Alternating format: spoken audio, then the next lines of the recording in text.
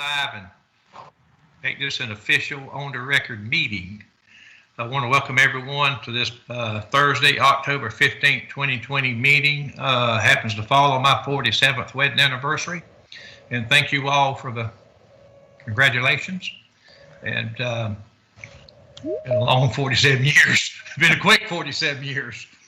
And anyhow, we are streamed live tonight on YouTube and on our Facebook page. And to adhere, as we continue to adhere to the guidelines set forth by the CDC for the COVID-19 pandemic and staying in, trying to abide by the directives from the governor. So I want to welcome you here this Thursday for this 6 o'clock p.m. meeting. And I want to get a head count for the record of the commissioners and staff. And I'll go down the list. Let me know you're here. I can see you, but this public may not can see you. Commissioner Booker? Here.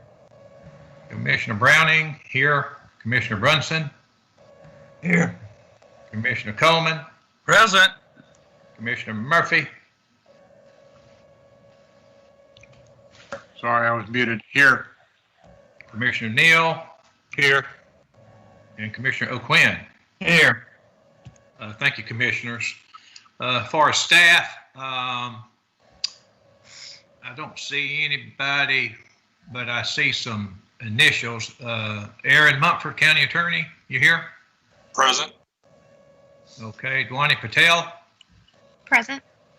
Alan Hours, County Manager? Present. Lisa Gerganis, you here? Yes, sir. Good afternoon. See your initials. I'm trying to read the initials and see who we have here. Who's EE? Hey, this is Ed Emerson, outside Pension Council. Yeah, okay. Thank you, sir. Who have I not touched on? Commissioner, this is Ora Reed. Okay, Aura, I don't see your initials down here, but thank you for being with us. I see you on the screen now. Any other staff with us today? Stephanie Lee. Okay. Any presenters from the public that we have, we'll announce their names at that time. So thank you all for being here tonight.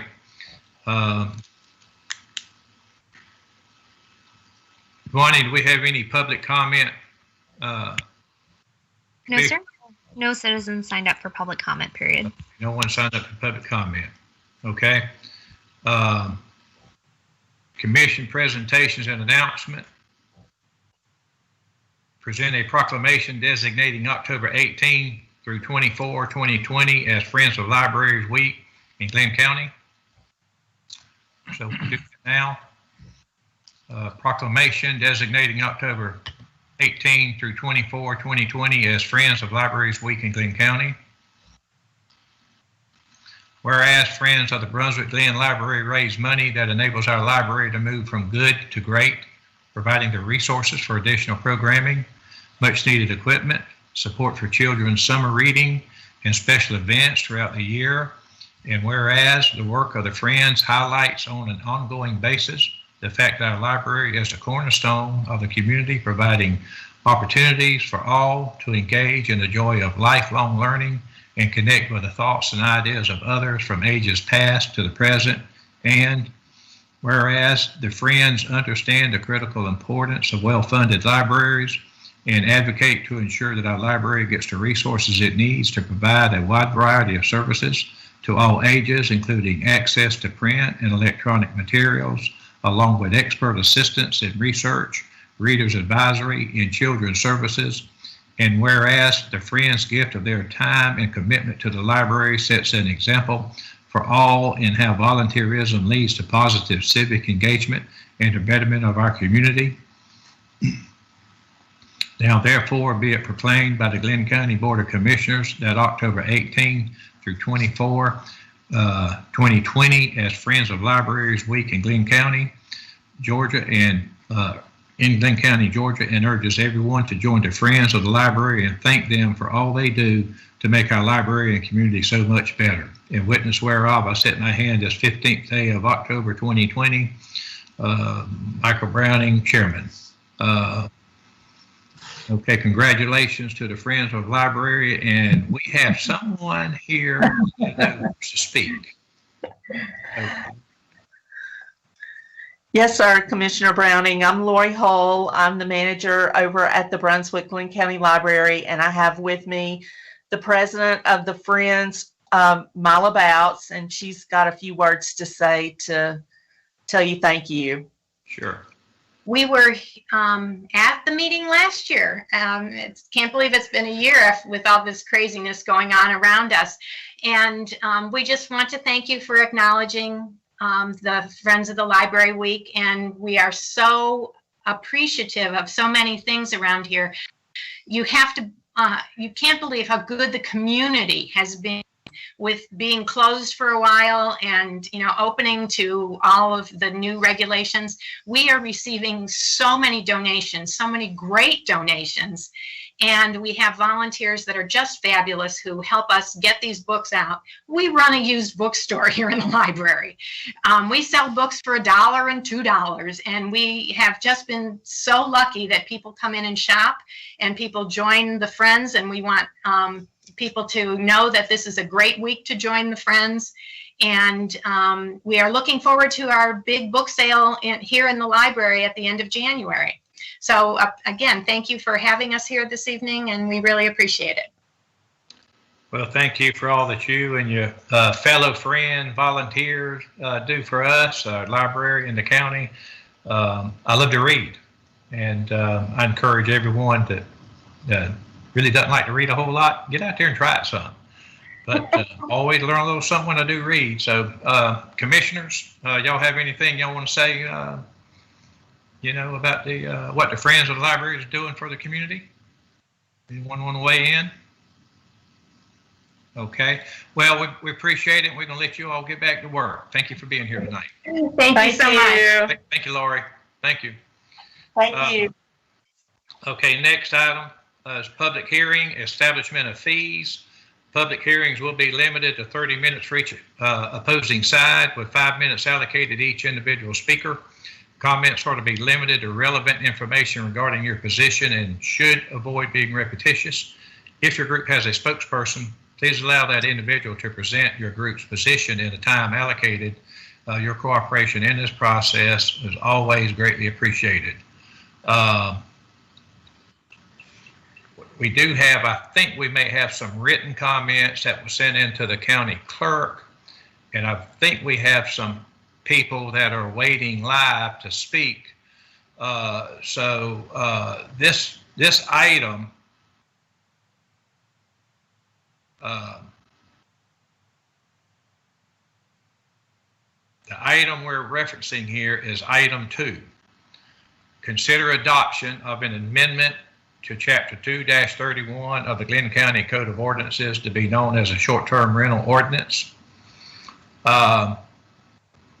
The public comment period relative to this item is about the fee that goes along with the ordinance if it's passed.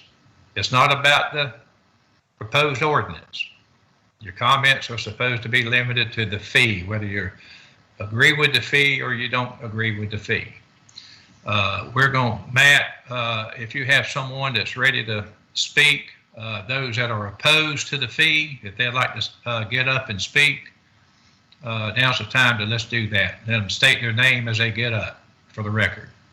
Mr. Chairman, the fee you're referring to there is what, the $150? Yes, sir. Okay, thank you. Mr. Chairman, I'm wondering, there might be some confusion here, though. I mean, if someone wants to speak in favor of the ordinance or in opposition to the ordinance, and the fee is a portion of the ordinance, I'm not sure why we wouldn't give them the opportunity to speak either in opposition or in favor of that ordinance in general, since the fee is a part of that. And I think that there are many people that I know of, some on both sides of the issue, who've been waiting diligently over the weeks, months, years that we've been working on this to express their opinions on it. So I'm just wondering why, since the item as listed on our agenda says it's considering adoption of the amendment of short-term rental ordinance, and it's listed under a public hearing, why we would necessarily be so selective as to say, you know, you're going to speak in terms of the initial $150 or the refiling fee of $100. I think that, in my opinion, that might be a little bit too narrow to allow the public on either side of this issue to speak their mind. Well, Commissioner Murphy, good question. And I didn't make the rules or whatever we go by here, but in discussions with the attorney, that's where I learned that the public hearing was about the fee. Now, I have no problem listening to anyone and everyone that wants to come in and talk about this item here, for or against it. If first off, I'd like to hear from the attorney. I mean, if there's not a problem there, I have no problem listening to the public. But Aaron, can you weigh in? And Commissioners, if the commission so wishes, there are no problems with hearing on the ordinance generally, in addition to the fee establishment. So there are no problems doing that. That's the wishes of the board. And as usual, Mr. Chairman, we have the 30 minutes for either side. So, you know, thankfully, we won't be here till 11 o'clock tonight listening to people on either side of the argument. But I think if done as efficiently as you've always handled these things, I think we can give people the opportunity to speak for and against. And my email box has been blowing up. My telephone's been blowing up. I think there's a lot of people out there that I know are passionate on either side, and I think it would be prudent to give those people the opportunity to speak their mind. sure. And I want you to know I'm good with that. I always enjoy hearing the public speak. Sometimes I know exactly what they're going to say before they get up for some of the public, but I still love to hear them speak. So we're going to go down that road. If the commissioners, I can see all of you, everybody kind of, they okay with opening this thing up and okay. Mr. Chairman, I agree with Dr. Murphy. I think the way the agenda is written, it is considering the adoption of to Chapter 2.31 of the Glynn County Code of Ordinances, short-term rental ordinance, and the email public comments is attached to that number 2 item. So I really think in all transparency that we really need to go down this road and let people speak to the whole issue. Okay. I agree. Well, that's where we're going to go, gentlemen. And thank you for some clarification on that. So, Matthew, back to you, and anyone in the public meeting room that wants to get up and speak in opposition to the fee and whatever else they want to talk about. In regard to the short-term rental ordinance, not just, whatever they think about life in general, okay? Well, I'm talking about item 2, short-term rental. Yeah, I'm just teasing. Thank you for allowing them to do that, Mr. Chairman. Thank you. So, Commissioner, we don't have anybody in the room that would like to, that is opposed to it, that wants to speak against it. So, we have a few that are, that want to speak in favor of it. Okay. All right, just have them stand by, because we're going to go to Dewani and let Dewani read. I think she has some comments that were sent to her. We're going to do those opposed, and then we're going to hear from those that are for it. Dewani? Yes, sir. I've put all of the comments in a PowerPoint presentation, so I will read aloud and then also have them on the screen for those who'd like to read along with me. The ones who are opposed, the first person to email was John Hightower. He wrote, "Dear Sirs, as a longtime resident of Glynn County, SSI, Brunswick, I'm opposed to imposing any regulations on short-term rentals outside of the Brunswick city limits. Visitors come to SSI Jekyll for the variety of lodging options the islands offers. Not everyone wants to stay in a hotel environment or can afford a hotel such as the King and Prince, Queen's Court, Jekyll Island Hotel, etc. And quite honestly, we all know the current hotels on the islands could not accommodate the amount of tourist traffic that comes into the islands.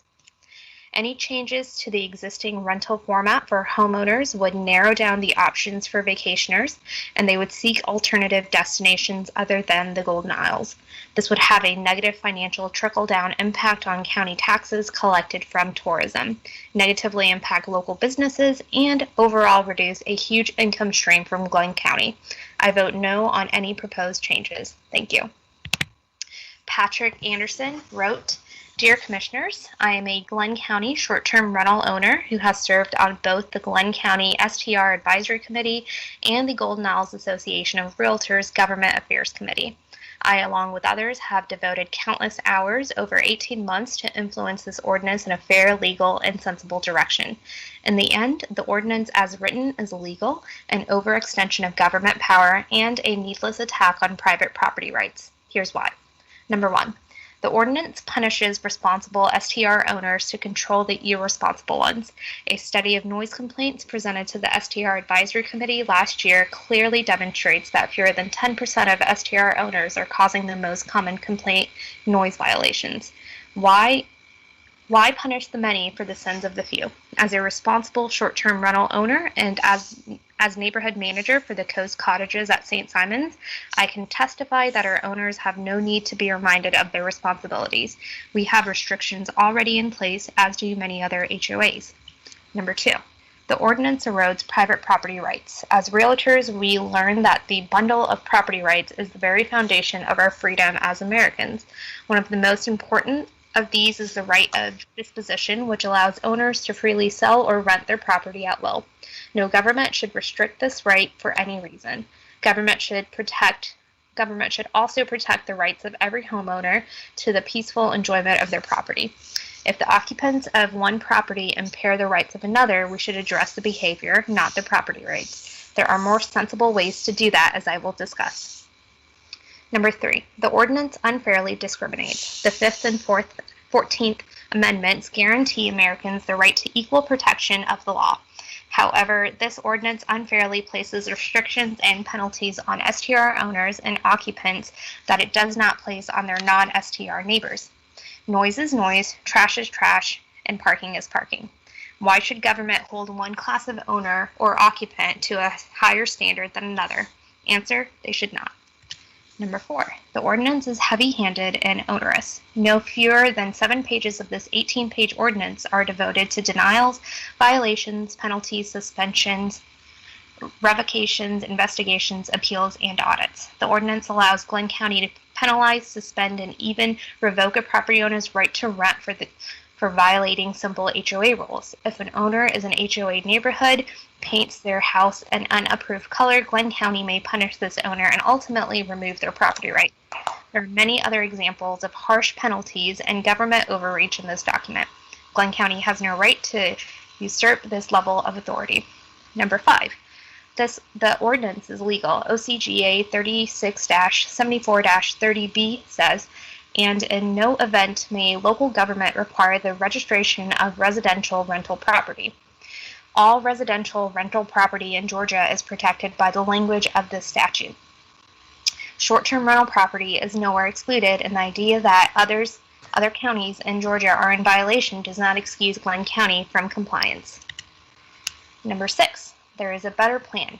A number of concerned realtors have been working on a 6-point plan that does not violate the law, does not discriminate between class of ownership or occupancy, and does not erode private property rights. The plan accomplishes the following. Number one, strengthens our existing noise, trash, and parking ordinances. Number two, introduces a Glynn County unruly household ordinance. Number three, calls for a 311 quality of life hotline for reporting nuisance disturbances. Number 4, establishes a Golden Owl STR Lodging Association for promoting and educating owners and property managers in best rental practices.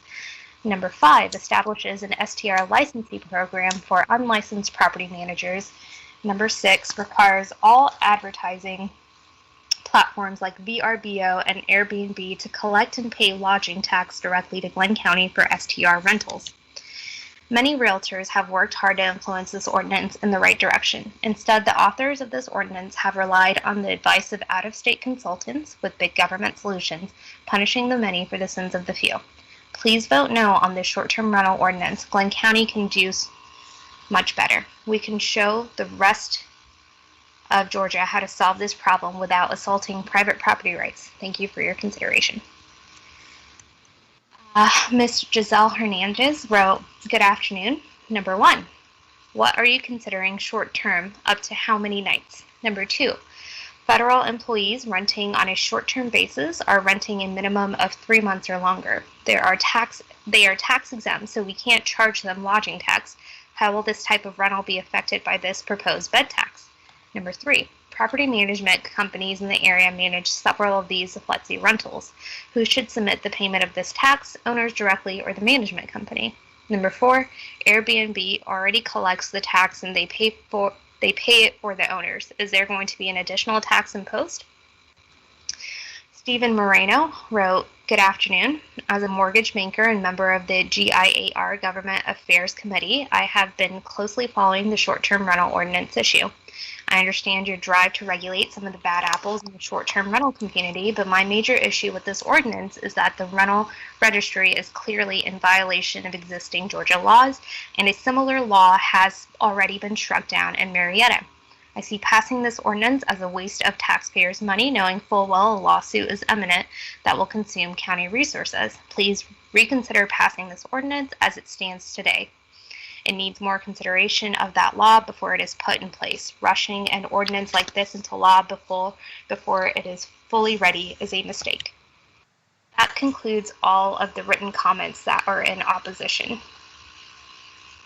Okay, Dwani, thank you very much. Matt, we're going to go to those that are in favor of the fee increase and any other comments they want to make about the proposed ordinance. So if they'll come up and state their name when they speak for the record. Yes, sir. Who's here first? Would you like to come on?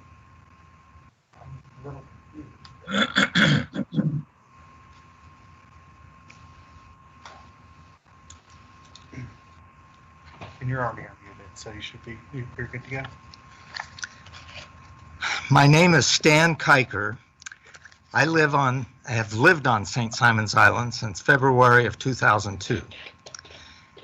The short-term rental ordinance before you tonight is a good effort to address important issues affecting residential neighborhoods and quality of life in our community. I have personally seen and lived with many of the issues cited in the preamble of the ordinance, as short-term rentals have proliferated in my single-family residential neighborhood. STRs are commercial businesses and part of the overall lodging industry. You have the right, the authority, and the responsibility to license and regulate them, just as you also regulate other businesses.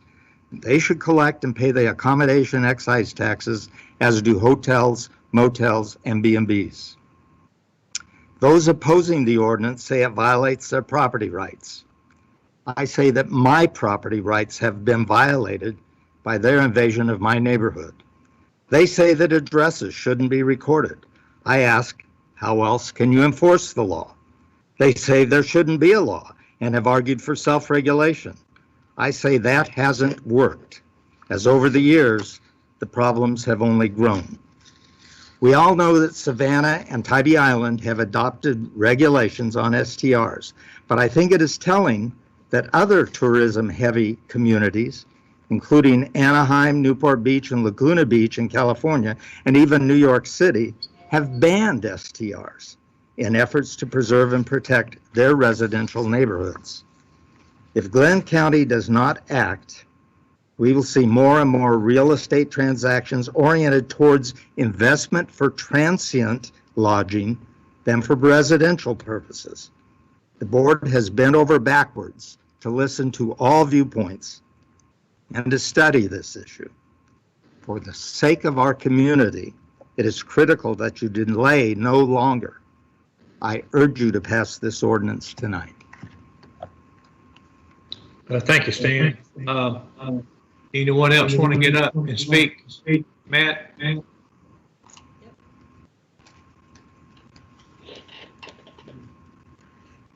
Good evening. My name is Allison Vanderveer, and I am the 2020 president of the Golden Isles Association of Realtors. And I am, first off, would like to say that we appreciate being able to have our concerns and recommendations listened to during this process and incorporated into the ordinance. And we are very grateful to Aaron Mumford for his time and his assistance and his patience during this process. As you know from some of our members who've written in opposition, we do have serious concerns and reservations about the property level registration.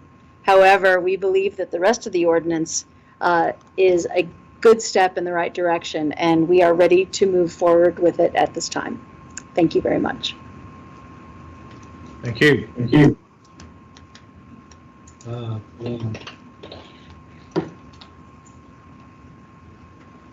You're good. I just want to know without that.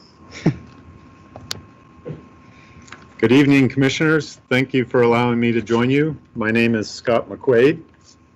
I'm speaking tonight on behalf of the Convention and Visitors Bureau and the Short-Term Rental Committee. We too are very pleased that we have been a part of this ordinance and part of the process.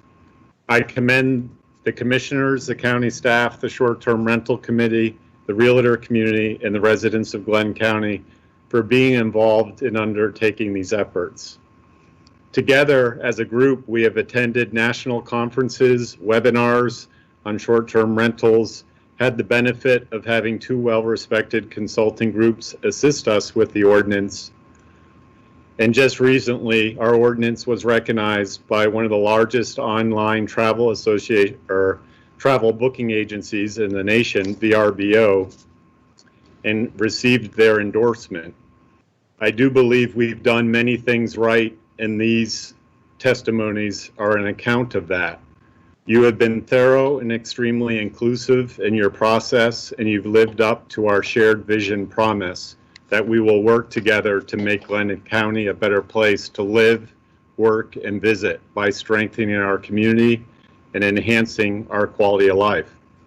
We have done a lot right in this process, and we know this ordinance will likely continue to evolve and improve over time. There is no perfect ordinance, and ordinances are meant to evolve with people's needs. We do recognize also more needs to be done to create a streamlined and fair bed tax submission process, as well as have a robust compliance oversight system in place. With the fees generated from this new program, Glynn County will be given the opportunity and the resources to take the next step in achieving full tax compliance while protecting the character of our neighborhoods. We hope that the Commission passes this ordinance this evening so we can move forward to the most important step in the process, and that is implementation. We encourage you again to follow the best practices and move our community forward. The Convention and Visitors Bureau fully supports this effort in this ordinance, and the majority of members of the Short-Term Rental Committee also lends their support. We thank the Commission for allowing us to be involved in the process, and we also thank you for your service to our community. Thank you, Scott. Thank you, Scott. Matt, we have anybody else? Yes, sir. One more. Okay. Good evening.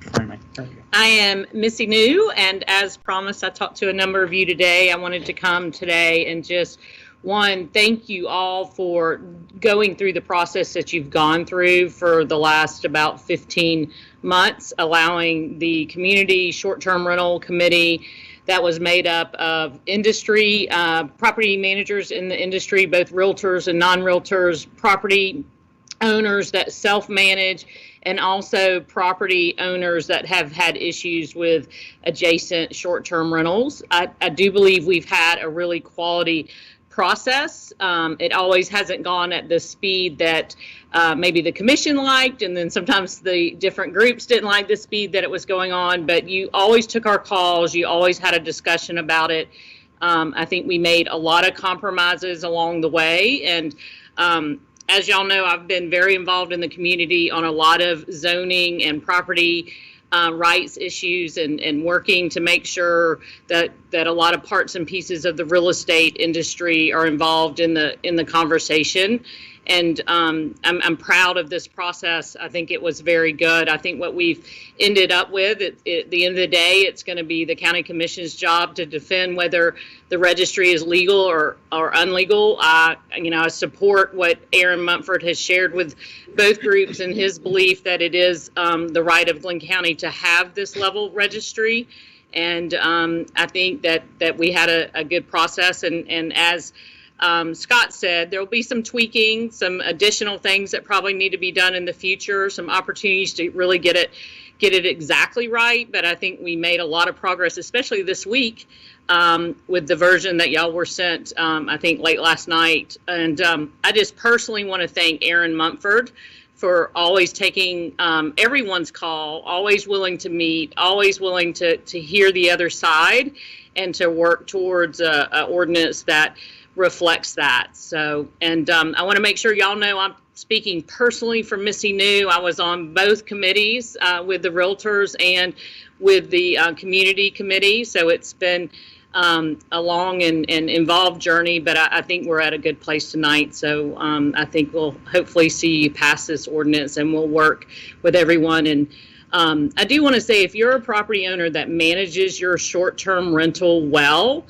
and do things right and make sure that your short-term rental is not an issue for your neighbors, there's nothing in this ordinance that is going to be overly burdensome for you. We have found in this process a lot of property owners just don't know what the right way to pay the taxes are. They don't know if they're doing it right. They think they're doing it right. There's just from those letters that are read, a lot of people are not aware of who should be paying taxes and on what. And there's going to be a great opportunity for the county to educate folks now that they're going to really know who's in this arena. And we look forward to being part of that as well. And we're here. I know I'm here to help with that process as well. So thank you. Thank you, Missy. Thank you. And commissioners, that's everyone in the room. Okay, Matt, thank you very much. We're going to go back to Dwani. Dwani, you have any emails or letters, anything in written form? Yes. For anyone that is in agreement with the ordinance, proposed ordinance? You can read them. Yes, sir. I did want to mention that all of these comments are also attached to the agenda for those citizens at home who want to read them at their own pace. These are the comments that we received in favor. Jarrett Bridges wrote, Commissioners, I wanted to urge your full support on the short-term rental ordinance that will be up for a vote on Thursday evening. I personally live on the south end and have experienced late-night parties and noise issues at the neighboring short-term rentals. I have also traveled to other vacation towns that had ordinances like Palmetto Bluff and had a great experience. I deeply care about keeping the south end of SSI as a great community to live in, and have a fear that increased short-term rentals with no ordinances will cause residents to want to leave the area. Thanks for your time on this matter. Ann Sedman wrote, Dear Sirs, I do support the efforts of the Glynn County Commission to impose registration and other requirements on those offering short-term rentals in our area. We have one neighbor who allegedly rents out rooms periodically in his home in violation of our Property Owners Association covenants. Without some concrete way to impose structure or ban his behavior, the neighborhood has been without recourse to address this issue. It also seems like the county is foregoing tax revenue that is paid by legitimate full-service short-term rental businesses who abide by all norms and regulations. Thank you. Ann Pequigney wrote, "Good afternoon, and thank you for your service to Glynn County. Short-term rentals on St. Simon's Island need more stringent regulation. I have personally rented over 20 times on VRBO or Airbnb all over the world. Here is a clear breakout of expenses for the rentals, which are clear upfront and part of the known cost. Price per night, cleaning fee, service fee, occupancy taxes, and fees. What are owners, renters of short-term properties complaining about? If the price is fair, the market will let you know. If your price is too high, your unit won't be rented. If your potential renter wants to negotiate a lower price, that's their prerogative. The impact on neighborhoods is significant and mostly negative if not policed. The garbage piles up, the amount of cars parked on front lawns is excessive, illegally parked cars near rentals, noise, disregard for neighbors, safety issues of more than 2 people per bedroom, lost revenue to the county.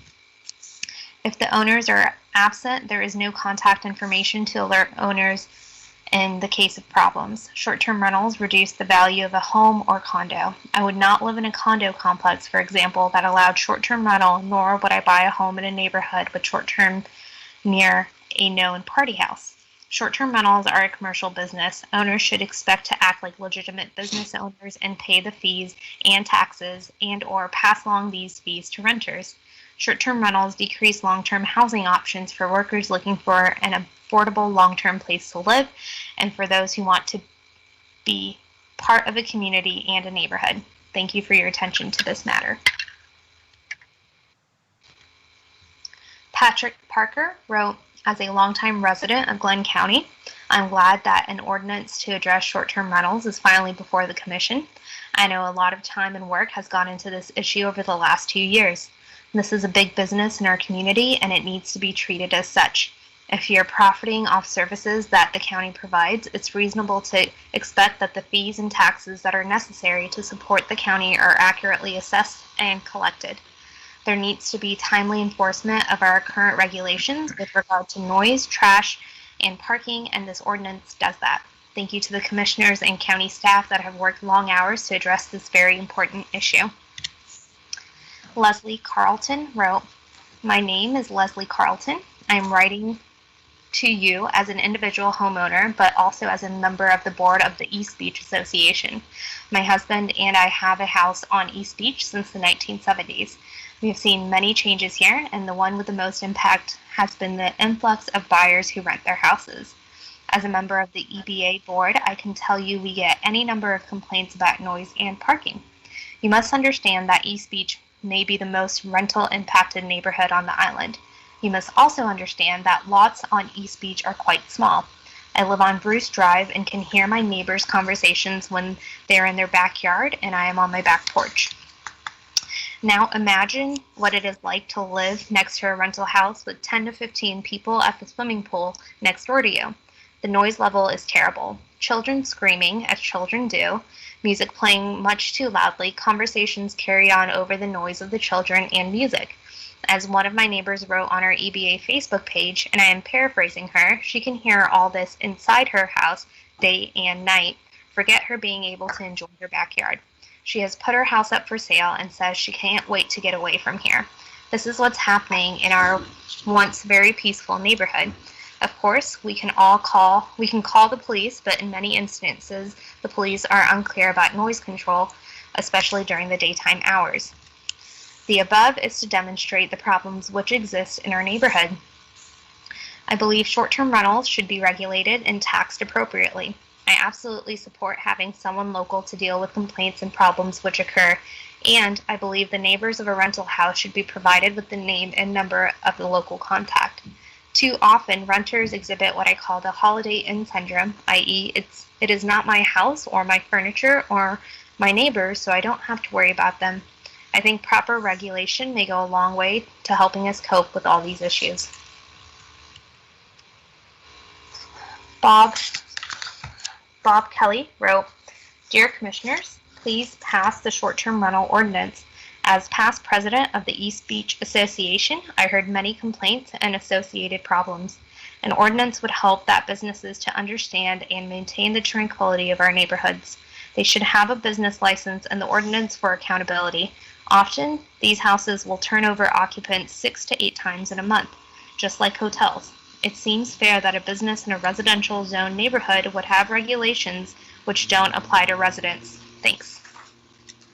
John Myers wrote, Commissioners, you were generous to appoint me to the St. Simons Island Comprehensive Plan Steering Committee for the recent 10-year comprehensive plan. From that assignment, I know the importance of addressing short-term rentals through an ordinance. The October 15th ordinance is not perfect. Few first attempts are. I have confidence that the ordinance will evolve to better serve Glynn County's residents and visitors, requiring all rentals to meet relevant building and safety standards and zoning regulations will further improve the quality of life in our neighborhoods. Your yes vote supports parking limits, prescribes penalties for ordinance violations, and assists the collection of the bed tax. Please vote yes on the passage of the short-term rental ordinance on Thursday, October 15th. Thank you. John Rogers wrote, Gentlemen, I respectfully encourage the Glynn County Commissioners to adopt the proposed ordinance based on the recommendations from the Short-Term Rental Ad Hoc Committee. For many reasons, including a mechanism to more closely monitor tax revenues for the county, all individuals operating short-term rental facilities should be required to register with the county and adhere to basis regulations as would be required by any similar business. Several formerly quiet residential neighborhoods on St. Simons have been significantly affected by the tremendous upswing in this commercial endeavor, and owners-operators of these facilities should be held more accountable. The increases in tax revenue should more than offset any code enforcement costs. Approval of this ordinance should result in a better living environment for everyone. Thank you for your consideration. Gary Egger wrote, Thank you for the opportunity to voice my opinion about the ordinances regarding short-term vacation rentals on St. Simons Island. I live in an area near the Village Presbyterian Church to the baseball park. There are 7, soon to be 8, vacation rentals in the small residential area. In most of the articles appearing in the Brunswick News, it seems that the Commission's major priorities focus on the lack of financial gain from the county, bed tax, licensing fees, etc., for these properties. Other issues that are major concerns to those of us who live here full-time are more centered on the interruptions that are caused by these vacationers. Issues such as large number of renters in one house, excessive parking, unleashed dogs, trash, and noise are of much more importance to me and others in our neighborhood. My backyard is directly behind a large vacation rental that has an outdoor entertainment area, including a pool, that seems to be the gathering place day and night for all the renters that have come through so far. Since noise carries beyond the yard there, we have had loud voices, profanity-laced rap music, and language being loudly broadcast through the neighborhood. Needless to say, enjoying outside activities and sleeping are most impossible as these have gone on as late as 1 a.m. I contacted the owner of this property and he promised to make changes. So far, things have gotten a little better, but I do have to be the one to alert the owner about noise that goes far beyond the established ordinances of the county. I think that has to come from the county for use of these properties. The solution of call the police seems to be a poor way to use the resources of law enforcement. I love St. Simons and know that we have changed beyond recognition the wonderful place we enjoyed for so long. It seems that the happiness of vacationers who are here for a few days or weeks should not be able to disrupt the neighborhoods all over the island, but it has. Thank you for hearing my thoughts. Hopefully you will listen to the residents who live and work in this community. Kent Smith wrote, Honorable Commissioners, my wife and I own a home in King City on the south end of St. Simons Island, close to the Sound. We bought this home because we love the area and especially the neighborhood occupied by full-time residents. Over the years, many of the neighborhood homes have become year-round short-term rentals with a continuing parade of strangers. Not always, but often, creating parking, trash, and late-night noise problems. We urge the Commission to pass the ordinance. Mo Jimmy wrote, Airbnb strictly enforces terms of service and will terminate accounts for inaccurate information, illegal activity, violation of laws and regulations, tax fraud, and discrimination. Glynn County should do the same. Please, Commissioners, we have waited. End self-regulation. Vote to impose new regulations and provide a platform to level the playing field for the residents and businesses that have been most negatively affected by mismanaged short-term rentals. Kathy Kiker wrote, Commissioners, as you have all heard from me before, you know I don't believe short-term rental should be allowed in residential neighborhoods. However, this ordinance will definitely help, and I encourage you to pass it. A point to consider among the many others that you will have brought to your attention is that without this ordinance and requiring registration of short-term rentals and their owners, one will never know if they are abiding by all of the laws of Glynn County.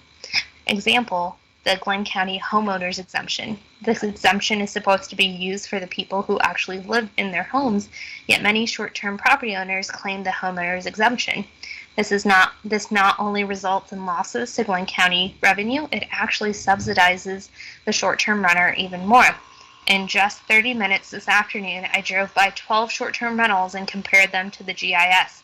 3 of these 12, 25%, are claiming the homeowners exemption. So here you have it. The short-term property owners gets large sum of money per night. Once these properties was around $650 and the other was $840 per night. If they don't pay bed tax, and many benefit from claiming the homeowner's exemption. Bruce Jacobs wrote, I write as a resident of East Beach and a member of the East Beach Association Board. When I consider the STVR ordinance, I ask one question. Is it fair?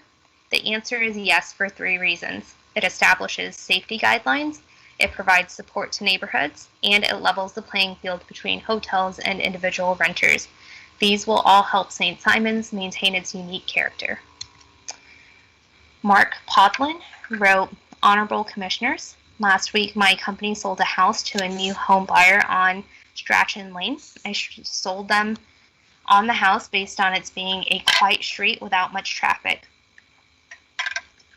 Then 2 days after the closing at William Ligon's office, the house down the street at 104 Strachan Lane had a party at 3 a.m. in this house that faces the water.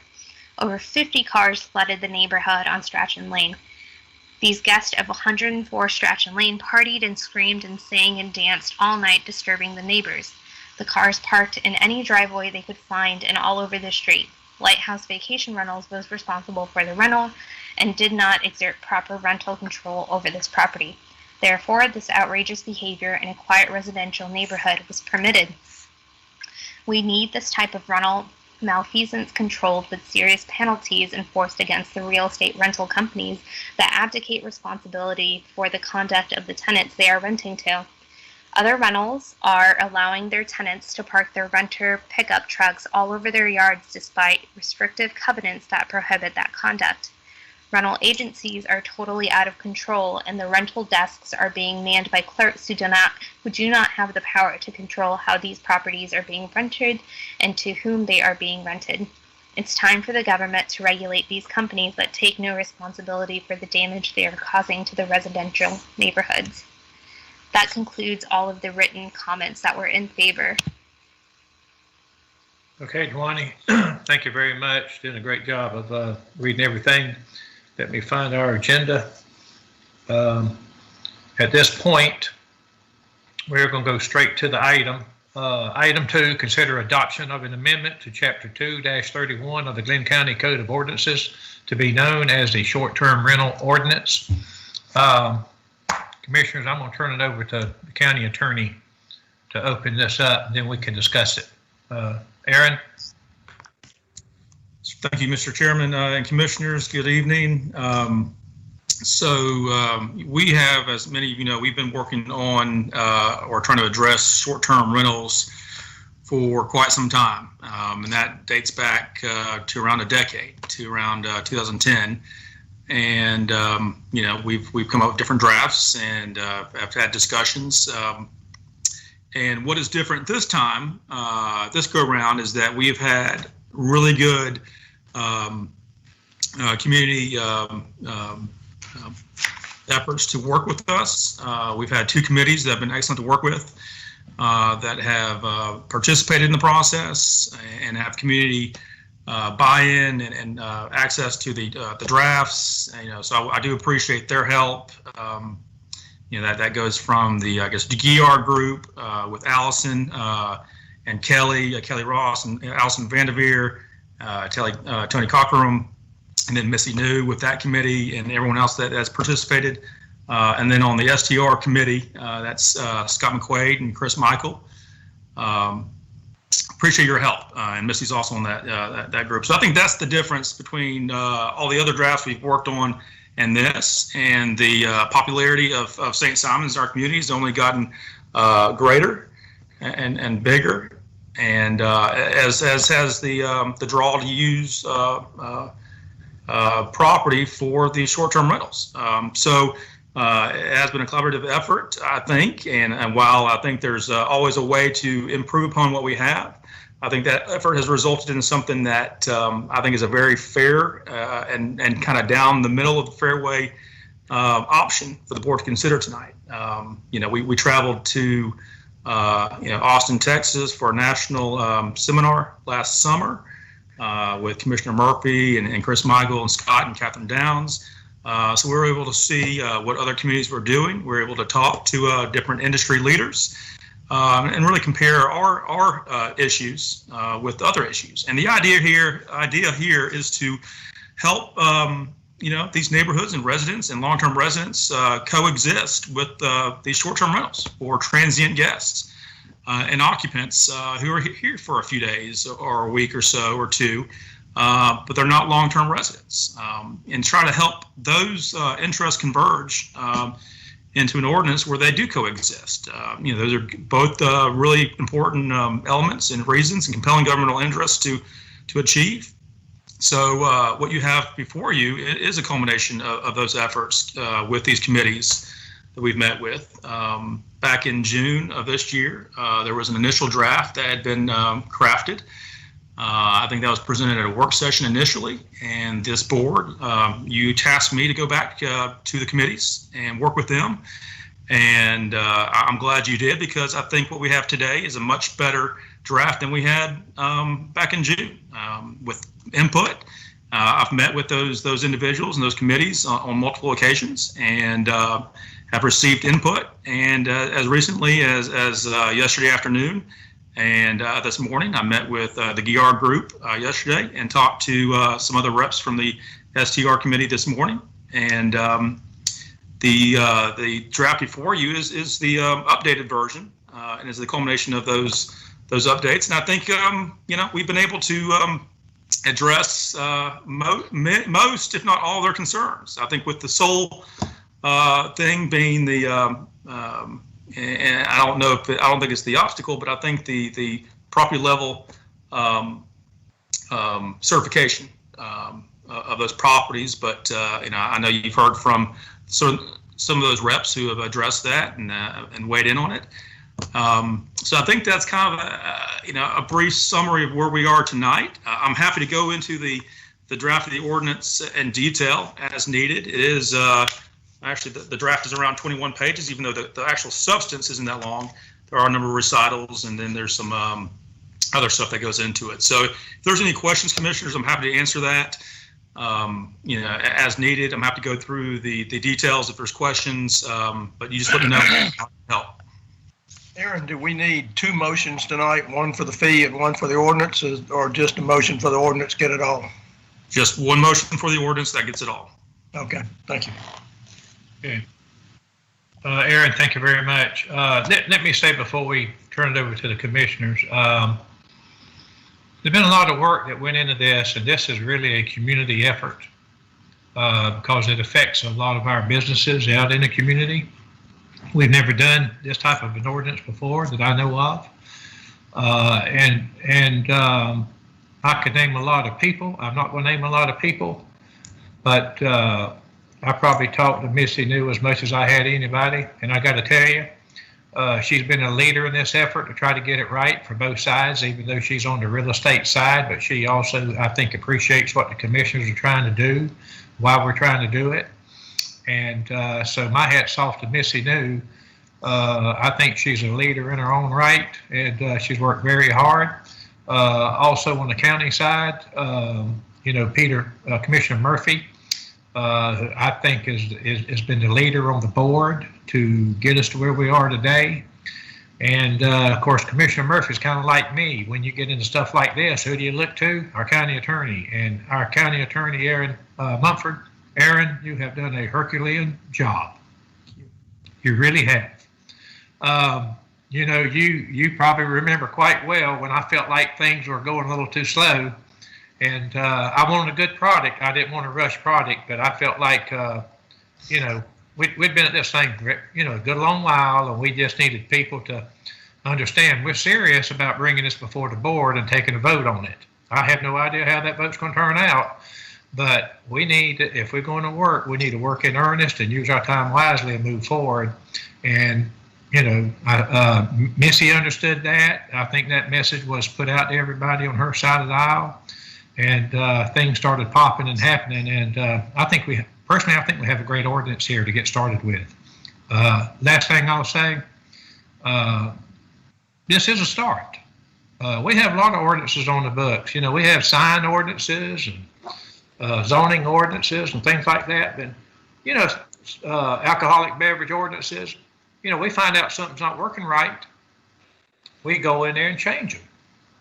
You know, we adapt them to the times and the circumstances. There is no way we can come up with a one-size-fits-all ordinance that is perfect for today, tomorrow, and forever and ever. So I just ask the public to beware that your commissions in the future, they'll be open to considering amending these ordinances, you know, to make them work, make them fit what's going on in our community. I'm positive that will happen. So with that being said, I'm going to turn it over to fellow commissioners to weigh in on this. And so commissioners, you all have the floor. Mr. Chairman, I'd like to make just a few comments here. Number one, for those of you who weren't here, and for those of you who were, some 5 years ago, we had a very disturbing situation that went down on East Beach on 16th Street, as some of you recall, and we had an issue there that it kind of made the county look a little bit dumbfounded. Well, it did make the county look a little dumbfounded because we did not have a ordinance that controlled the situation that we were facing. And I'm here to tell you, I physically took myself, along with my wife and a couple other folks, and we sat out and watched one of these parties go down, and the disturbance that it caused on East Beach, not from just a couple of blocks. I'm talking about from the Coast Guard Station parking lot all the way down to 16th Street and back on both sides of East Beach. And there was absolutely no regard whatsoever for any resident or anybody else for that matter that was short-term or actually residents of that area. And quite frankly, I couldn't believe the lack of control that Glynn County had over that situation. And it got ugly. It got real ugly. And but I'm here to tell you, this stuff these people are talking about, these residents are talking about, it's real. And if you haven't experienced it, then you have no idea what this is about. When these folks talk about trash and noise and loud music and parking anywhere they want to park and all that, you can't conceive it if you can't see it in work. So I'm here to tell you, this has been a long time coming. It's something that I could imagine that we most definitely had to put together and enforce it very strenuously. You know, our bed taxes and our safety compliance. You say these things, you say them quick, and a lot of people, it goes in one ear and out the other.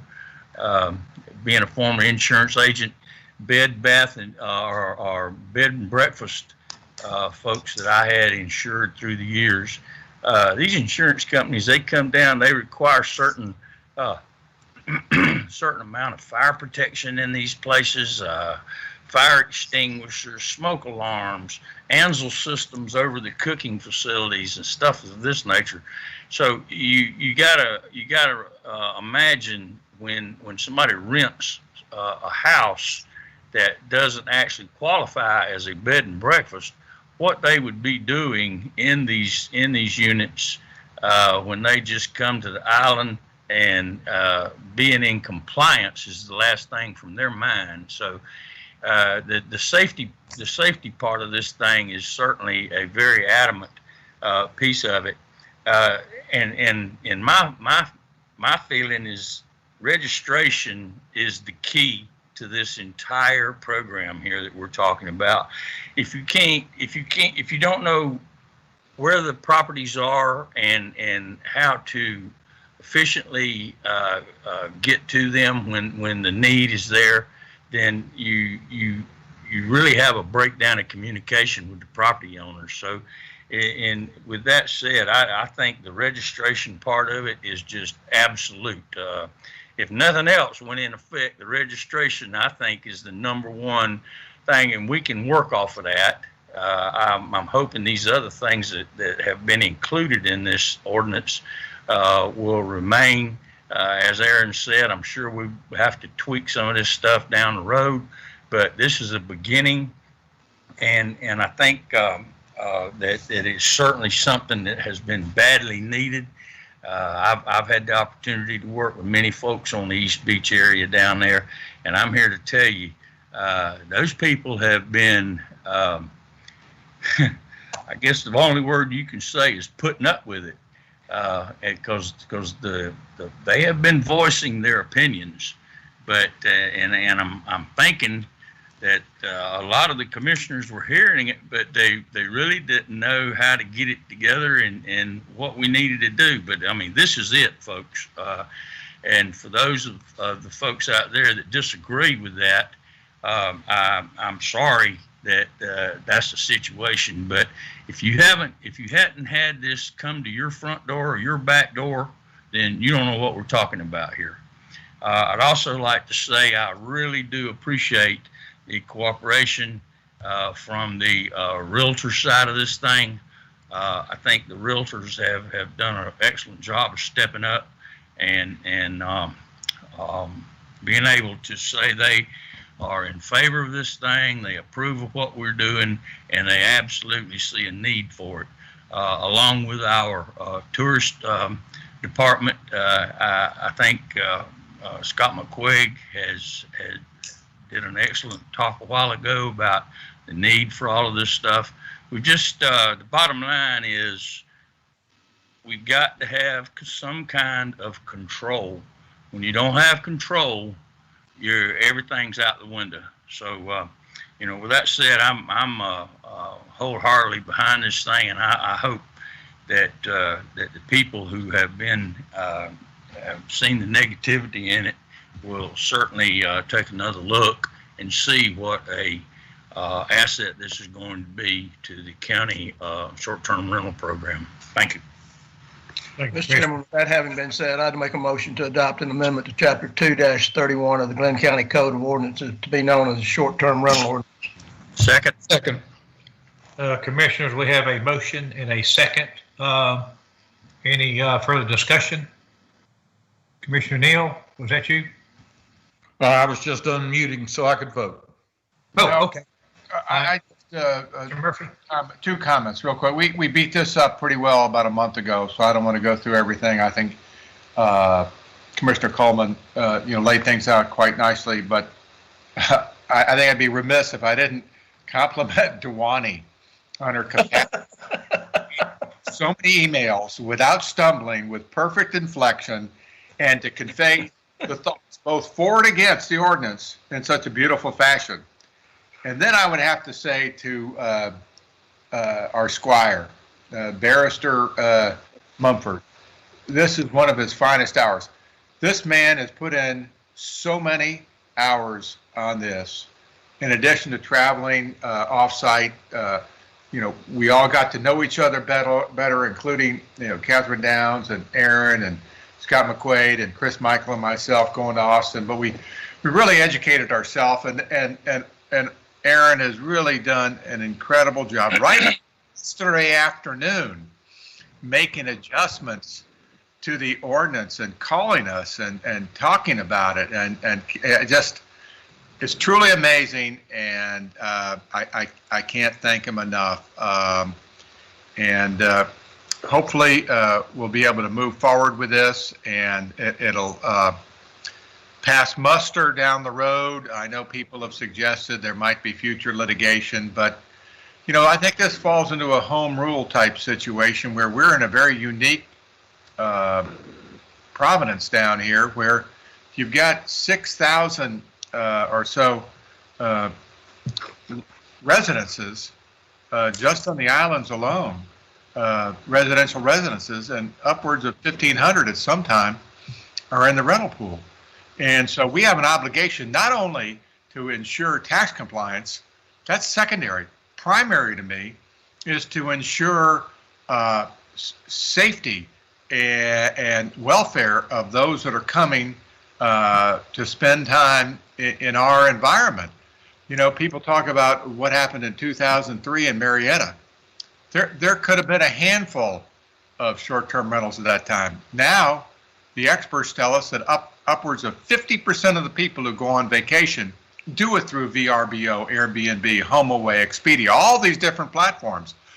So I think it's incumbent upon us to make sure that we will ensure those that are coming to visit in our environment are staying in homes that they're renting, that have appropriate safety equipment, and we can ensure that they will have as close to a 100% assurance of an enjoyable vacation with no adverse outcome. So with that being said, I've got, I'm done. I'm in favor of this, and I appreciate everybody's hard work on this.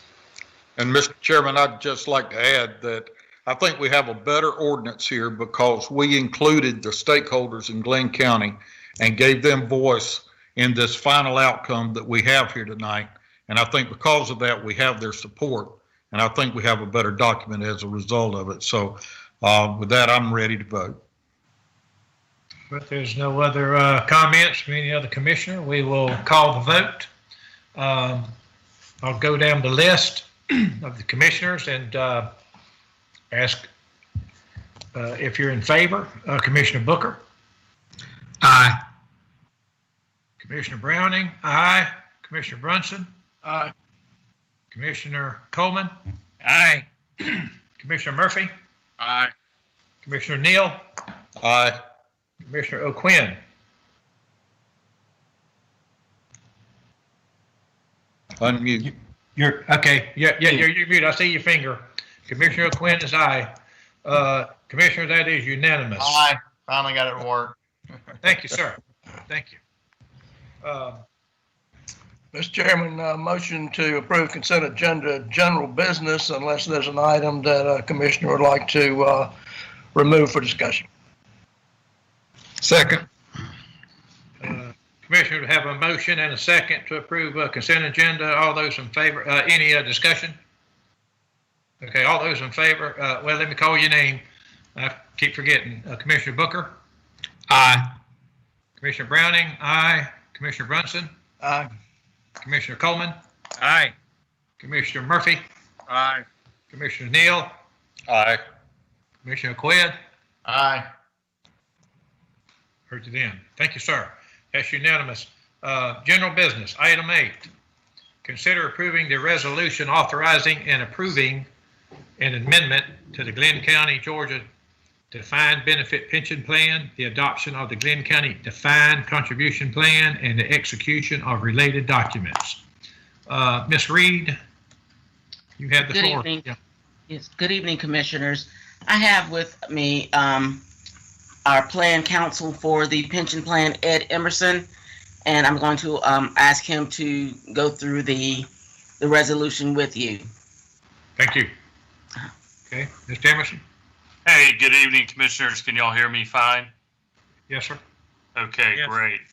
I'm going to run through this with you, and some of you on the personnel committee have heard this, and others on the pension committee have heard this as well, and I'm sure you all are up to speed on all that's going on, but simply this resolution here is to close the defined benefit plan for new hires effective November 1, 2020, and for any rehires of unvested or non-vested participants. So if you left the county with no vested right in the pension plan and you're rehired on or after November 1, 2020, you will go into the new defined contribution plan. So any new employees and rehires of unvested prior participants in the pension plan will now go into this new defined contribution plan. We've worked with the staff in setting up kind of the provisions, the kind of, I guess, the basic provisions of the defined contribution plan, and have provided for a opportunity for folks in the defined benefit plan who are not fully vested to date, as of November 1, who are not fully vested, to make a election, and they have an option to transfer to the new defined contribution plan. The transfer would occur January 1, 2021, when the new defined contribution plan will be in place. And what they will get is, in that transfer, is a lump sum actuarial equivalent of their accrued benefit under the pension plan to date. So basically, the actuaries would determine what the lump sum value of their current pension plan benefit is to date. That amount would be determined and transferred to to their account under this new defined contribution plan. Then they would have the opportunity to invest that money along with any new contributions going into the plan that they're making, in accordance with the defined contribution plan. The defined contribution plan is going to be very similar, at least in makeup, as far as being an individual account plan like your current 457B plan. So what the resolution does, it authorizes and approves the closing of the pension plan and the adoption of a new defined contribution plan. It then goes and describes what kind of the mechanics of what's going to go on here between the amendment to the pension plan and the adoption of the new defined contribution plan. So we've laid out in items 1 through 6 of the resolution here, on page 2, that the plan would be closed to new hires and to former employees with no vested right in the plan. So the pension plan is closed. Those people would be allowed to participate in the defined contribution plan. There would be an election provided to participants in the pension plan who are not fully vested to transfer their benefit to the defined contribution plan. And we'll talk about the communications that go with that next. There'll be the opportunity to transfer as a transfer contribution their single sum present value of their accrued benefit under the pension plan to the new plan. The county will contribute, for anybody that's in a new defined contribution plan, 3% of the participant's eligible compensation each plan year, so each year. They also, under defined contribution plan, will provide a dollar-for-dollar match for those participants who are in the defined contribution plan that also make contributions under the 457 plan up to 3%. So if somebody elects a 3% deferral into their 457 plan, they'll get a 3% contribution under this new defined contribution plan. So they could get up to 6% from the county in the new defined contribution plan. I guess an additional benefit for the defined contribution plan, especially for those that transfer over, is that it has a much shorter vesting schedule than the current pension plan. And the rationale, I mean, that's market. That's generally what happens under defined contribution plans, is a short vesting schedule. But under the pension plan, you have two vesting schedules that are operative. You have one that's a 10-year cliff, which is the kind of the current schedule. So you have to work for 10 years before you're fully vested in the plan. And the other is a 11-year graded model. So every year you grow in a percentage of vesting. That change, I think it took place around, if I'm not mistaken, around 2015. The new defined contribution plan will have a 5-year graded schedule. So it'd be 20% each year, 20, 40, 60, 80, till you're fully vested after 5 years of service. And all the service with the county, even prior to the adoption of this defined contribution plan, will count. So for those who transfer over or already have 5 years of service for the county, would be automatically fully vested under the defined contribution plan. So just so you know, the actual pension plan amendment language will come back before this board after being approved by the pension committee, and so will the new defined contribution plan will come back before this board for adoption before the end of the year. The reason we're bringing this here now is basically to get action on the mechanics of it and action on closing the pension plan effective November 1, as I've described earlier. I'll stop there and see if there's any comments, questions, or if anybody has anything to add. Yes, I have one. What does vested in the plan mean? Can you define that? So vested means that you have a non-forfeitable right to that benefit, to that portion of your benefit. So for instance, if we're looking at the defined contribution plan, the new plan, and let's say you have $10,000 worth of contributions made to your account, and you have been employed by the county for 2 years, under the schedule, the 20, 40, 60, 80, 100 schedule, 5-year graded schedule, after 2 years, you're 40% vested. So that means you'd be 40% vested in that $10,000, and you would have, if you were to leave the county at 40% vested, you'd be entitled to $4,000 of that $10,000 account balance. Okay. Also, if folk who may not want to transfer over, what's the option for them? So if they do not transfer over, so the people who have the option to transfer over, if they don't transfer over, they just stay in the pension plan in accordance with the terms they're currently have under the pension plan. Nothing changes for them.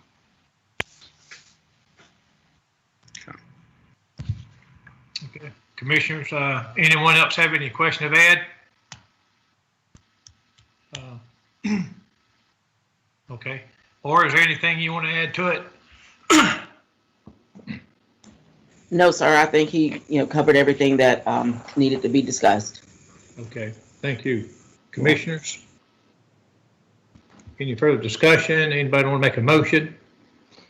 Mr. Chairman, I'd just like to say one thing. I just like to commend Dr. Murphy. He's carried the water on this thing, and I'm not sure we'd be anywhere close to where we are, which I think is it's not everybody's happy, but nobody ever is. But I think what we've got is about as good as you can get, and I just think Commissioner Murphy has done a yeoman's task here and driving this thing and staying with it. And So anyway, Well, so, and the other members of his committee as well, but he's been the chairman, so. Thank you, Commissioner Brunson, but we could not have gotten to this point without, hard work with Ms. Ora Reed and her department, with, County Manager Alan Hours, Larry Watson, the people at Nyhart, Ed Emerson, who spoke to us this evening, and, we've been very, very fortunate to have transitioned our financial investment portfolio to Mr. David Kelly, who's done remarkably well through this time. But what I would remind everybody, though, is that, the era of the defined benefit plan for municipalities, counties, and states is really becoming a very risky process. And, what I'm glad we've been able to come up with here is that are vested in the plan, stay in the plan if they wish, and I'm sure they wish. Those that have less than 10 years but plan to be in the county employ for 10 years or more can stay in the plan. But if you're less than 10 years employment and you're going to be leaving the county before you've vested at 10 years, it makes complete sense to take advantage of this defined contribution plan, where the amount of money that Mr. Emerson described would be set aside into account, and that's portable with you. So, I really think after all this hard work and a lot of discussion, we've come up with a fair and balanced program that the county can live with for years into the future. And as Lawrence Watts, and I've repeated this many times, it will not reduce our overall costs in the short run, but it will mitigate our risks over time, due to large swings in the market like we saw in 2008. Fortunately, we've recovered from that, but heaven forbid we get another prolonged downturn. I think that a defined benefit plan might be unsustainable for the county, because the annual contributions would just go up and up and up and up. So with everybody's hard work and all of us sort of pulling together as a team and understanding and becoming educated again, I think we've come up with a pretty balanced response to the environment we find ourselves in. And I thank all those people that I previously mentioned. Thank you, Dr. Murphy. Any other commissioners want to weigh in? Okay. I'll entertain a motion. Motion to approve. I second that. Do we need to read it into the record? Pardon me? Do we need to read it into the record? No? No, we have a motion and a second. Yeah. I'm just saying, there's motion to approve. I just Okay. asked if we need to read the whole item number 8 into the record. I'm fine. Just want to make sure. No, we don't need to do that. Okay, motion to approve. Okay, we've got a second. Any further discussion? Hearing none, I'll call the motion. Commissioners, let me hear from you. Commissioner Booker? Aye. Commissioner Browning? Aye. Commissioner Brunson? Aye. Commissioner Coleman? Aye. Commissioner Murphy? Aye. Commissioner Neal? Aye. Commissioner Quinn? Aye.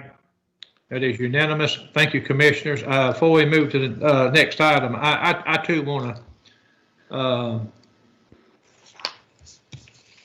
say just how appreciative I am of the work that Chairman Murphy has done on this committee.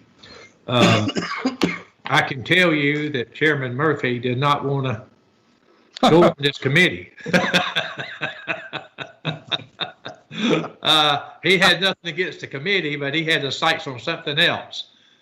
And I said, Commissioner Murphy, we need you over there. And buddy, you did exactly what I knew you could do. You brought us a great product here. I believe in these kind of retirement plans. A union that I'm in, been in close to 50. We went to one of these 47 years ago. been the best thing we ever did. It'll take a lot of years for the people to see about, see that this is the right way to go, but this is it. And so this is a good big step. Aura, thank you. I know you've really been around the world with this thing, and you and your staff, and appreciate all you've been doing on it. And that goes for our entire staff.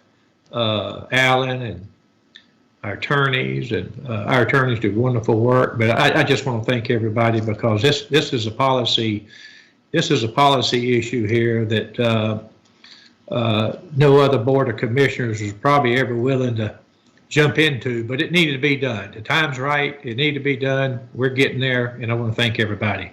So we're taking the first big step with this vote tonight. And let me go to the next item, if I can find it here. Mike, just a quickie comment right there. When you said you don't think that a lot of folks realize stuff about this,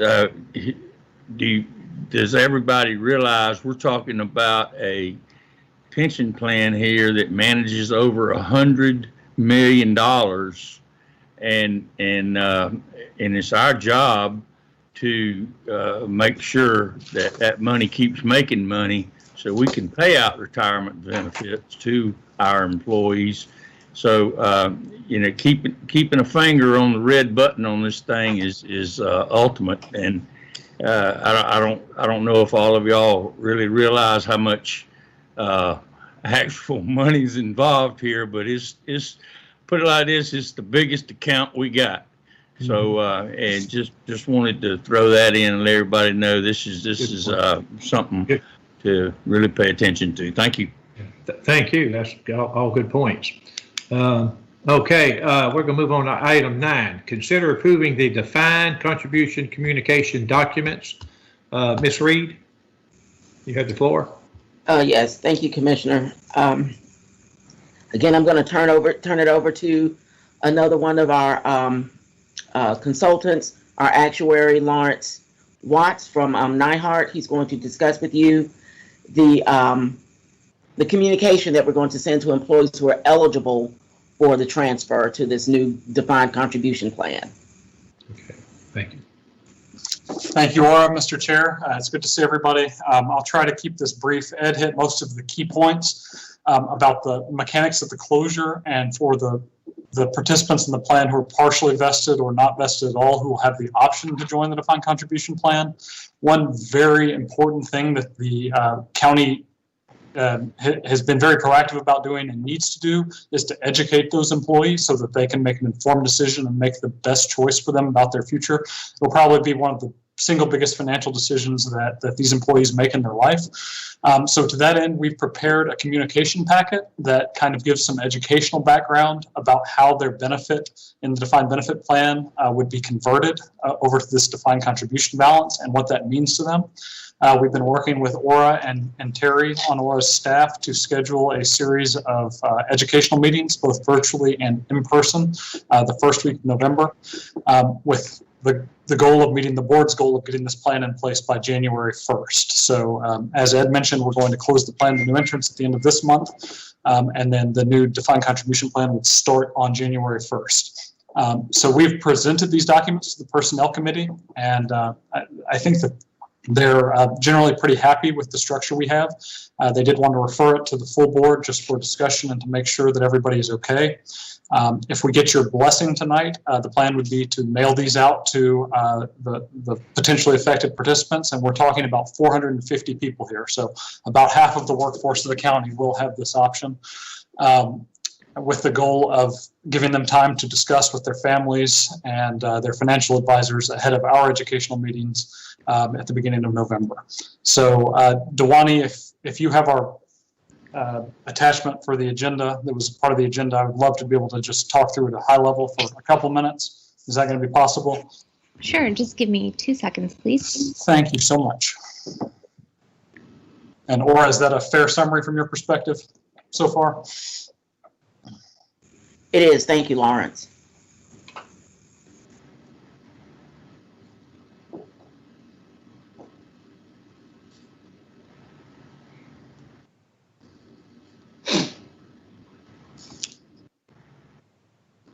Thank you so much, Dewani.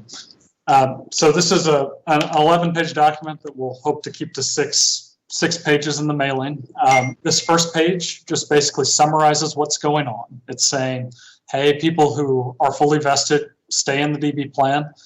People who are hired after November 1st, that October 15th date's a placeholder right now, will go to the new DC plan, but people who are not fully vested get a choice. And so anybody who gets this letter is going to be in that third group. We're not going to send this to anybody who's not going to be affected by this. No need to cause alarm. Basically says, hey, we encourage you to read the frequently asked questions, talk with your financial advisor, come to one of these educational sessions, and we have a call center set up where you can call to talk to somebody on NIHART's team to answer any questions related to the new plan or the old plan, or to email us at a special email address, glyncounty@nihart.com. If we go to the second page, please, Dewani, it's a summary of how the existing plan works.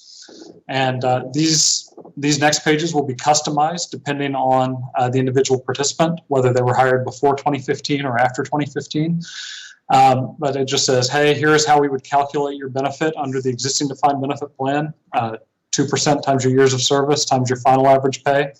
And then it says, here's how your vesting schedule would work. So to Dr. Murphy's point earlier, if you were to leave with less than 10 years of service, you wouldn't get anything for the sample participant.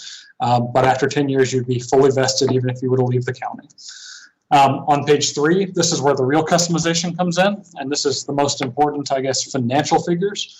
So we show the records that we have for a participant's date of birth, date of hire, when they would be projected to be eligible for normal retirement, and how much service they have as of the beginning of 2020. And then we project it to when the new plan would start, the 1st of 2021. And we give an estimate of what that lump sum value would be. So just to beat it into you guys, to beat a dead horse, if you do make the election to leave the defined benefit plan, you are no longer going to be due a benefit. We are going to say, hey, you're canceling your credit and your service in this old plan, and we're going to give you this lump sum that you're going to transfer to the new defined contribution plan as seed money, basically. And so that's what that projected transfer value is on that last line. It says, hey, based on the numbers we have right now, this will be your estimated lump sum value that we're going to transfer if you choose to move to the new plan. That number won't be finalized until probably March or April of next year because we'll need full data through the end of the year. But this should be a very, very good estimate. And we've talked with the personnel committee about the assumptions that we're using to come up with those numbers. And the plans attorney and I think the county attorney are on board with everything. So if you'll scroll down a little bit, Dewani, then we talk about the DC plan and the provisions there. Ed's already gone through them, talks about the 3% that the county will put in, and then another 3% potentially if they make deferrals to the 457B plan. And then we talk about the vesting schedule. So if you go to the next page, please, Dewani, we say that here's the timeline we're laying out. You need to make a decision around Thanksgiving. The drop dead deadline is going to be November 25th, so they need to get their form signed and dropped off in Aura's office or notarized and sent to the county by then. Then is where the rest of the education begins. We do projections of what the monthly retirement income might look like under a couple of different scenarios under the new defined contribution plan and under the current defined benefit plan if they stay in it and keep earning. And this was something that we had quite a bit of back and forth with Mr. Hours and staff about. We settled on the 5% and 10% numbers for projecting defined contribution plan income. And this is all converted to a monthly benefit. So using some actuarial assumptions, this is saying, hey, if these scenarios happen and we're projecting your pay, assuming a 3% salary increase in the future for the rest of your career, here's approximately what your benefit would look like. And so for this participant, a relatively young participant in her early 30s, they have a long career ahead of them. And you see if the stock market returns 10% and she's aggressively invested, almost through the entirety of her career, she's going to come out ahead with the new defined contribution plan. And this is all assuming that she's taken advantage of the full 3% match. Now the blue line is the current pension benefit as a monthly income. And you see just at the end of the career, it finally eclipses that 10% line, but that's if she stays with the county for the next 30, 35 years. And then the orange line is for a participant who might be less conservatively or more conservatively invested, or if the stock market doesn't perform very well over the next 30 or 35 years and we only see a 5% annual return. For reference, we settled on the 10% exhibit, as that's about what the S&P 500 has returned over the last 70 years or so. So that's a very important educational piece, and we'll talk about that in more detail when we have the meetings with the participants. The next page, Dewani, shows the same figures, just broken down into actual numbers. So this might be overwhelming to some participants, but maybe to those who are more financially savvy or who might take it to their financial advisor, we felt like this was important to include. And so it shows the actual account balances that we would project on the defined contribution plan at certain points in a career projected in the future. And then we also convert it to that monthly benefit that we showed on the last page. There are some important assumptions that we disclose over the next couple of pages. Again, we reiterate all the things that we talked about in the cover letter on the next page, Dewani, about making your election. Just reminding them that you need to get this done by November 25th. Please consult your family, read the facts, talk to your financial advisor, and we have options available to help you understand. And then the rest of the forms are the frequently asked questions themselves and the actual elections. So we've tried to make the election forms easily understandable. Yes, I will continue participating in the defined benefit plan, or I'm going to transfer to the defined contribution plan starting 1/1/21. And then if you're married, you will have to get a notarized spousal consent form signed. And with that, I will turn it back over to you, Aura, or to Dr. Murphy if you would like to add anything. But I'd like to thank everybody for all their hard work. This has been a very big project on a somewhat compressed timeline, and staff has done a great job. Lawrence, thank you very much. Commissioners, y'all have any questions for Lawrence before we go back to Aura? Okay, Lawrence, thank you. Aura, okay, anything else to add? I have nothing else to add to that. Thank you, Lawrence. Okay, we'll open the floor up to the commissioners. Y'all have any questions? Yeah, thank you very much, Lawrence. You breezed through a lot of documents in a quick period of time, but that's, what we would like you to do. But just so everybody knows, Lawrence and his team and Aura and her team are there to go through the fine details of all these documents and all the various scenarios, and everybody's going to be in a different situation. So it's impossible to have a one-size-fits-all, but everybody, the 450 employees that might fall into this group, they've got good resources and good people to discuss this with. So with that being said, I really very much appreciate all the hard work that went into this endpoint. Yeah. I concur with that. Thank you, Commissioner Murphy. Okay, commissioners, floor is open. I make a motion to approve the defined contribution let me start again. I make a motion to approve the defined contribution communication documents as presented by Mr. Watts. Second. Okay, we have a motion and a second. Any discussion? There being none, I will call the vote by name. Commissioner Booker? Aye. Commissioner Browning? Aye. Commissioner Brunson? Aye. Commissioner Coleman? Aye. Commissioner Murphy? Aye. Commissioner Neal? Aye. And Commissioner O'Quinn? Aye. Okay, Commissioner, that is unanimous. That's the last item on the agenda. Mr. Attorney, you have anything for executive session this evening? I do not. Okay. All right, unless anyone has any closing comments they want to make while we're still in virtual session. Well, the Braves come on in 20 minutes, and I hope it's not another home run derby tonight, so. Last night was awful. Okay. All right. Well, commissioners, thank you very much, and all our staff and our consultants that are here with us tonight. We've done some heavy lifting tonight, and I want to thank everyone for all you've done. So Y'all have a great weekend, and I'll see some of y'all back here on Monday. Thank you. We're adjourned. Thank you. Good night. Good night. Thank you. Good night. Everyone.